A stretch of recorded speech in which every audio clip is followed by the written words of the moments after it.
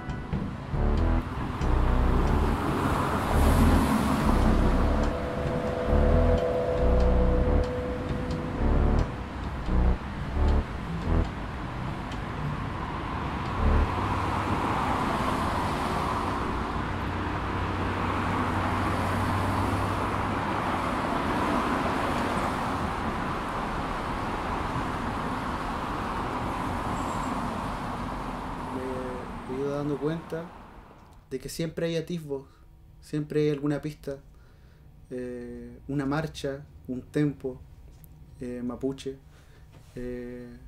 más allá del tempo del concepto como música, sino del tempo como tempo vital, la forma de respirar y de vivir. en términos más claros tal vez, en mi música no hay muchos elementos mapuche, no vamos a encontrar probablemente un cultrún o una tutruca. Sin embargo, una de las razones por la que me hago llamar guitarrufe eh, es porque siento que eh, si no está el cultrún como físico, instrumento físico y sonoro, está el cultrún sonando en el tempo, en el andar de la música. Está el trompe también sonando, los armónicos del trompe, que por lo demás es un instrumento muy, eh, ¿cómo decirlo?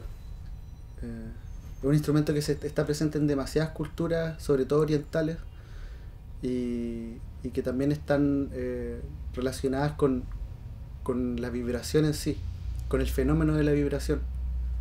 El fenómeno de la vibración de la cuerda, los armónicos que esta produce, que son los mismos armónicos que produce el trompe y que está también en la guitarra.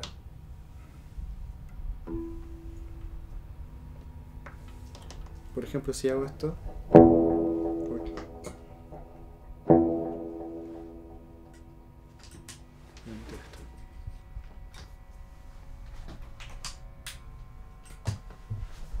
ejemplo.